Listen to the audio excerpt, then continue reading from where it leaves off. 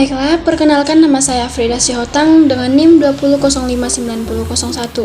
Baiklah, di sini saya akan mempresentasikan tentang peranan komunikasi dalam bisnis. Yang pertama itu pengertian komunikasi bisnis. Komunikasi bisnis adalah pertukaran gagasan, pendapat, informasi, instruksi yang memiliki tujuan tertentu yang disajikan secara personal atau impersonal melalui simbol-simbol ataupun sinyal. Bisnis dan komunikasi adalah dua hal yang saling berkaitan dengan bisnis. Maka kita membutuhkan suatu komunikasi yang baik agar bisnis berjalan sesuai dengan tujuan. Menggunakan simbol atau sinyal yang merupakan alat metode atau metode yang dapat dimengerti atau dipahami oleh penerima untuk menyampaikan pesan. Yang kedua, dalam komunikasi bisnis terdapat 6 unsur pokok, yaitu yang pertama itu memiliki tujuan. Artinya, komunikasi bisnis harus memiliki tujuan yang telah ditetapkan sebelumnya sejalan dengan tujuan organisasi. Yang kedua itu pertukaran. Dalam hal ini melibatkan paling banyak 2 orang atau lebih komunikator dan komunikan. Yang ketiga itu gagasan, opini, informasi, instruksi merupakan isi dari pesan berbentuk beragam tergantung tujuan, situasi, dan kondisinya. Yang keempat itu menggunakan saluran personal atau impersonal yang memungkinkan bersifat tatap muka, menggunakan media tertentu atau melalui media yang menjangkau jutaan orang secara bersamaan. Yang kelima itu menggunakan simbol atau sinyal merupakan alat atau metode yang dapat dimengerti atau dipahami oleh penerima untuk menyampaikan pesan. Dan yang terakhir itu adalah penyampaian tujuan organisasi. Yang ketiga itu peranan komunikasi dalam bisnis. Komunikasi dengan pasar. Dengan timbulnya situasi economic of relative plenty, setiap pengusaha harus berusaha untuk dapat menutupi jurang yang terbentang antara produsen dengan masyarakat konsumen selaku calon pembeli atau pemakai barang atau jasa yang dihasilkan.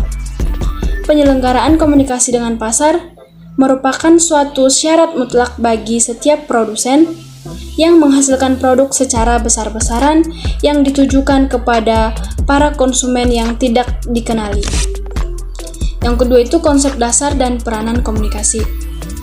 Komunikasi merupakan aktivitas manusia.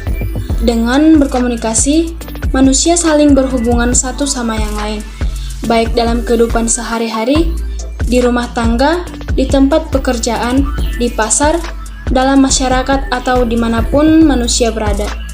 Tidak ada manusia yang tidak akan terlibat di dalam komunikasi.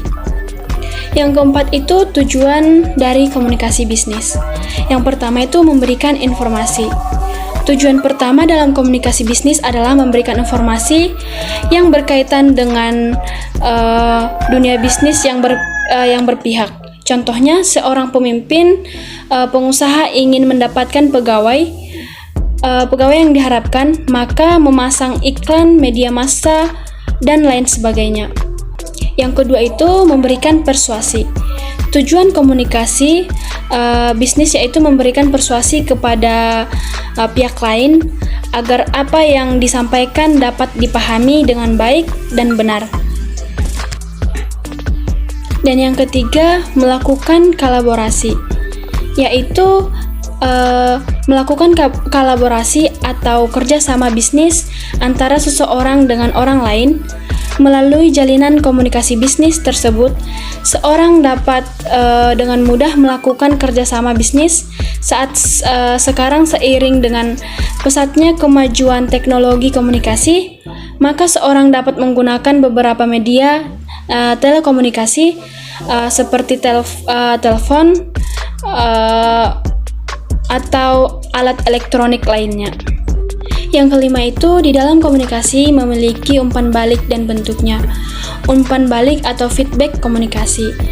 Feedback adalah dua kata jadian atau bentuk dalam bahasa Inggris yang terdiri dari kata feed artinya memberikan makan dan back artinya kembali. Tapi makna yang sebenarnya adalah memberikan kembali. Ada di antaranya yang merupakan analogi pada konteks komunikasi yang lain atau merupakan sifatnya. Jenis-jenis feedback tersebut antara lain feedback positif ke feedback negatif, feedback positif ke feedback negatif ke feedback positif, feedback internal ke feedback eksternal, feedback verbal ke feedback non-verbal, dan kemudian feedback langsung dan feedback tidak langsung. Adapun kesalahpahaman dalam berkomunikasi yaitu misunderstanding atau kesalahpahaman merupakan salah satu kendala komunikasi efektif dan sangat berpeluang menciptakan konflik. Kondisi kesalahpahaman semacam ini umumnya disebabkan karena tingkat kemampuan berkomunikasi yang kurang baik, entah itu dalam hal menyampaikan informasi maupun dalam hal menerima informasi. Menghindari kesalahpahaman ini, yang paling penting adalah meningkatkan kemampuan komunikasi. Beberapa cara dapat dilakukan untuk meningkatkan komunikasi. Yang pertama itu adalah meningkatkan umpan balik. Yang kedua, adanya empati. Ketiga, adanya pengulangan. Yang keempat, menggunakan bahasa yang sederhana.